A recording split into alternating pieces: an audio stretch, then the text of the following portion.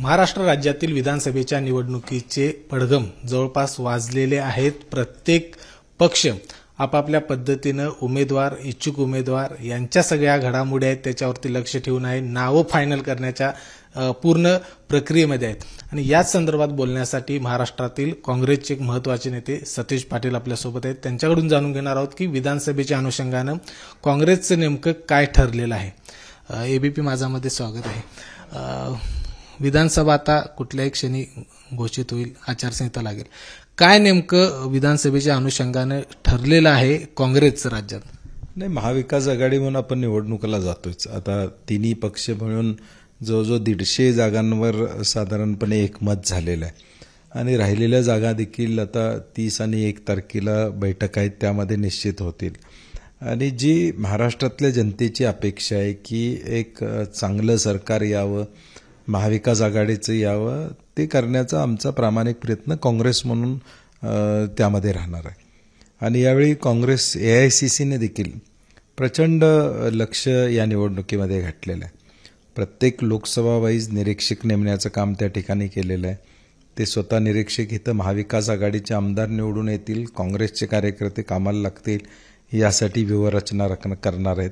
आणि एकूणच राज्याची जी अवस्था आता महायुतीच्या काळात आहे ते बदलायचं धोरण महाविकास आघाडी म्हणून आम्ही स्वीकारलं असं म्हणायला हरकत नाही.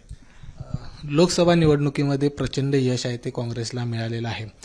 विधानसभा निवडणुकीमध्ये काँग्रेस हा महाविकास आघाडीतील सर्वात मोठा भाऊ म्हणायचं? नाही, मी परवासुद्धा अनेकदा बोललेलो आहे की महाविकास आघाडी महाराष्ट्रातल्या जनतेला मोठ्या भावाप्रमाणे या ठिकाणी काम करणार आहे. म्हणजे आज आमच्या दृष्टीनं काय महत्त्वाचं आहे की महाविकास आघाडीची सत्ता येणं, मोठा बारका हा वाद न करता महाराष्ट्रातल्या जनतेला एक आधार पाहिजे. आज महाराष्ट्रातला सामान्य माणूस अडचणीत आहे. महागाई प्रचंड प्रमाणात वाढलेली आहे. बदलापूरसारखी घटना असेल, मालवणमध्ये छत्रपती शिवाजी महाराजांच्या पुतळ्याची घटना असेल, आंतरवाली सराटीमध्ये झालेला लाठी हल्ला असेल, कापसाचे, सोयाबीनचे पडलेले भाव असतील, परवा झालेल्या अतिवृष्टीमध्ये अजून नुकसान भरपाई मिळालेली नाही.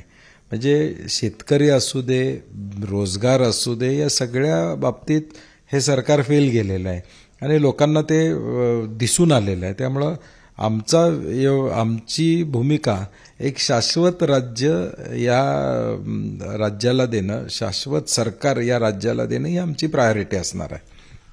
निवडणुकीच्या तोंडापर्यंत काही उमेदवार घोषित केले जाणार नाहीत, मात्र साधारण किती जागांवरती महाविकास आघाडीचं एकमत झालेलं आहे संपूर्ण राज्यभरात? मी म्हणलं ना, 150 ते 160 या जागांवर आतापर्यंत एकमत झालेलं आहे. घोषित नेमकं कधी होईल? कारण पहिली यादी, दुसरी नाही, याद्या होतील. कारण की शेवटी कसं आहे, प्रत्येक पक्षाची एक स्ट्रॅटेजी असते, कधी घोषणा करायची, कधी त्याचा निर्णय घ्यायचा. शेवटी प्रत्येक पक्ष या राजकीय रिंगणामध्ये अनेक वर्षे काम करत आहे, त्यामुळे स्ट्रॅटेजी ठरलेली आहे. एक प्रोसेस असते, त्या प्रोसेसमधून जावं लागतं. आमच्याकडून देखील ज्यावेळी यादी आमच्या सीट वाटप होईल काँग्रेसचं, त्यावेळी आमचं पार्लमेंटरी बोर्ड बसेल. त्या पार्लमेंटरी बोर्डातून पॅनेल किंवा एकटं नाव हे दिल्लीला जाईल. दिल्लीला चीफ इलेक्शन कमिटी CEC आमची असते, ती बसते आणि तिथून त्याला मान्यता मिळते. एक पक्षीय प्रोसेस आहे आणि मला वाटते ते योग्य वेळी घडतं. अगदी 24 तासात, 48 तासात म्हणायचं तरी घडू शकतं. तारखा एकदा निश्चित झाल्या, मुळात निवडणूक कधी लागणार याची उत्सुकता लोकांना आहे. खरं तर गेल्या आठवडाभरामध्ये एक चर्चा राज्यभर सुरू झाली की मुख्यमंत्रीपद हे काँग्रेस आपल्याकडे घेईल, आपल्याकडे घेण्याची शक्यता आहे किंवा तशा पद्धतीनं बोलणे आहेत ती काँग्रेसच्या नेत्यांची आहेत. काय नेमकं काँग्रेस या मुख्यमंत्रीपदाच्या दिशेनं चालले?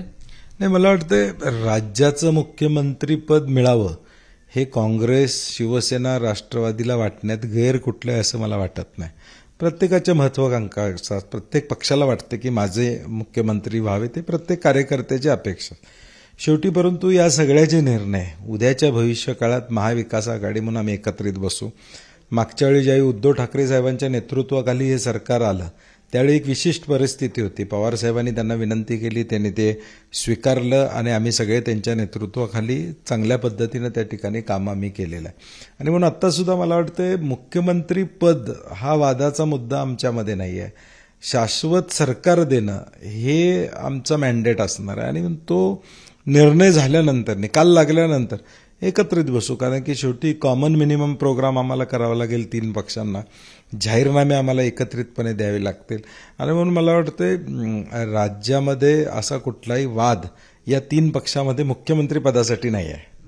पश्चिम महाराष्ट्रातलं काय चित्र असेल? कारण लोकसभेला खूप मोठे यश आहे ते महाविकास आघाडीनं या ठिकाणी मिळवलं होतं. लोकसभेला प्रमाणच विधानसभेला देखील असंच यश मिळेल? नाही, 100%. आपण जर महाविकास आघाडी म्हणून विचार केला तर काँग्रेसच्या यावेळी 0 होतं, 3 जागा काँग्रेसच्या लोकसभेमध्ये लागल्या. राष्ट्रवादीला पवारसाहेबांच्या नेतृत्वाखाली चांगलं यश या ठिकाणी मिळालं. शिवसेनेनं देखील चांगली मतं प्रामुख्यानं त्या ठिकाणी घेतलेली आहेत. आणि पश्चिम महाराष्ट्रामध्ये जवळजवळ 58 जागा आहेत. त्या 58 जागांमध्ये आमचा आकडा देखील 45च्या पुढे जाईल अशी आम्हाला खात्री आहे. कोल्हापूर जिल्ह्यामधलं काय नेमकं चित्र असणार आहे? कशा पद्धतीनं जागा वाटप असेल किंवा महाविकास आघाडीची रणनीती कशी असेल? नाही, कोल्हापूरमध्ये शिवसेनेनं काही जागा मागितल्यात, राष्ट्रवादीनं मागितल्यात आणि काँग्रेस म्हणून आम्ही काही जागांवर क्लेम केलेला आहे. काही जागा क्लिअर झालेल्या आहेत, त्याची वाच्यता आत्ता करणं संयुक्तिक राहणार नाही. परंतु एक मात्र खरं आहे की महाविकास आघाडी तुम्हाला राज्यामध्ये सगळ्यात स्ट्रॉंग दिसेल ती कोल्हापूरमध्ये दिसेल, हे मी तुम्हाला खात्री देऊ शकतो.